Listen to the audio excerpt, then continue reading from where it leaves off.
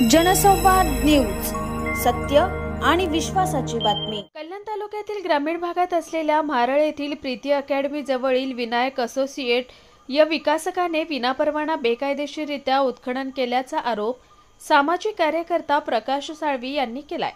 प्रकाश साळवी यांनी याबाबत कल्याण तहसील कार्यालयात माहितीच्या अधिकारात माहिती मिळवण्याचा प्रयत्न केला, मात्र महसूल अधिकाऱ्यांनी दिशाभूल केल्याचा आरोप साळवी यांनी केलाय। बांधकाम व्यावसायिकाने कोणताही परवाना न घेता उत्खनन केल्याची तक्रार साळवे यांनी केली होती।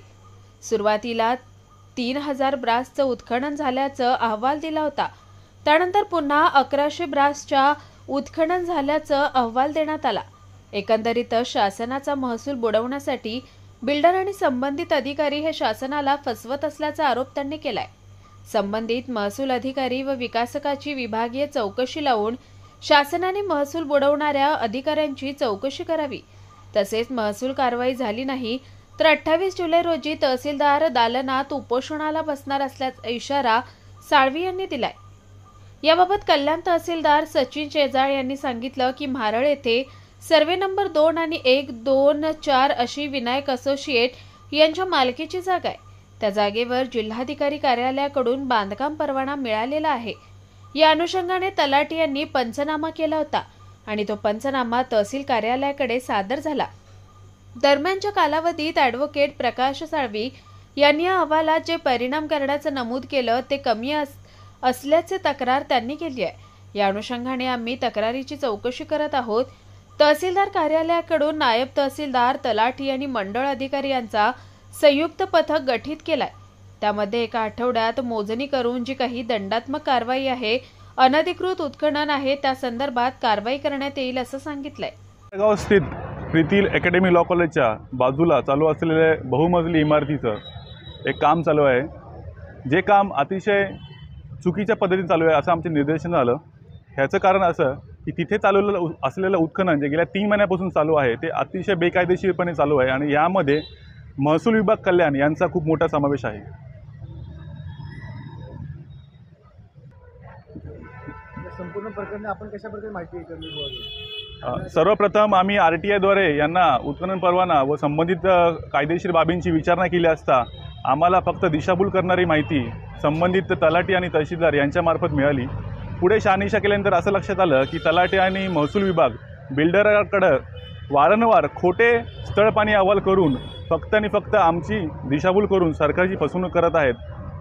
तरी या सदर प्रकरणामध्ये माझ्या माहितीनुसार 20 ते 25 लाखाचा महसूल ह्या एका विकासकाने ह्या महसूल विभागाचा बुडवला आहे। कशा प्रकारे बुडवला? आपल्याकडे काय पुरावा? माझ्याकडे जे पुरावे RTI मार्फत आलेले आहेत त्यामध्ये आपण बघू शकता की तलाठी मॅडम एक स्थळपाणी अहवाल असा बनवतात ज्यामध्ये 3000 ब्रासचं उत्खनन झाल्याचं दिसून आले। हा तो अहवाल आहे।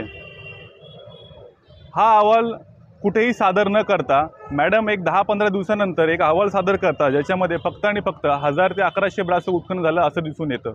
मग ह्या दोन अहवालाची जी तफावत आहे ही कमीत कमी 15 ते 17 लाखाची तफावत आहे। बिल्डरला एक प्रकारे फायदा पोहोचण्याचं हो, नक्की त्यांचा आर्थिक हितसंबंध जोपासत ही सगळ्या गोष्टी चालू आहे आणि यामध्ये सगळे संबंधित अधिकारी भरपूर मोठा घोटाळा असण्याची शक्यता आहे।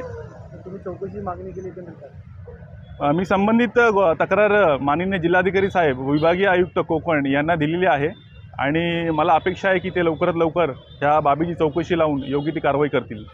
उपोषणाला सुद्धा बसण्याचं पत्र दिलं काय? हो, जर याच्यावर कारवाई नाही झाली तर 28 तारखेला ह्या महिन्यात मी उपोषणाला बसेल अशी मी तक्रार दिलेली आहे, विनंती केलेली आहे। म्हारळ खुर्द येथे सर्वे नंबर 2, 1 आणि 2, 4 अशी विनायक असोसिएट्स यांच्या मालकीची जागा त्या ठिकाणी आहे।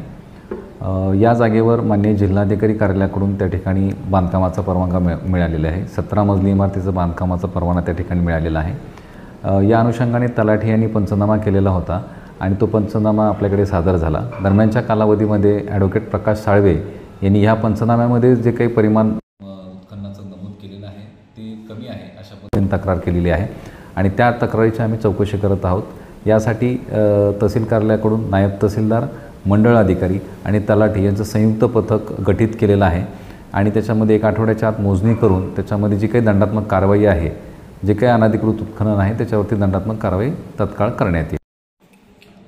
अंबरनाथ पार्लेगांव में खुल चुका है एक ऐसा प्रीमियम रेस्टोरेंट जहां आपको मिलता है डिलीशियस फूड, साथ एक कॉजी इंटीरियर का आनंद। Welcome to Noon to Moon. हर कॉर्नर आपको अपने एक अलग वर्ल्ड में ले जा सकता है। फैमिली मीटअप्स, गैदरिंग्स या अपने special dinner, non veg to veg, इनके मेन्यू में आपको हर तरह के डिलीशियस मिलते रहेंगे। इसलिए स्पेशल सिंधी डिशेस, यहाँ आपको मिलेगा एक वाइड वैरायटी ऑफ डिशेस, हर एक टेस्ट बर्ड को सॅटिस्फाय कर सके। जनसंवाद न्यूज, सत्य आणि विश्वासाची बातमी। आजच सबस्क्राईब करून बेल आयकॉनला क्लिक करा आणि पहा ताज्या घडामोडींचा अचूक अंदाज आपल्या मोबाईलवर।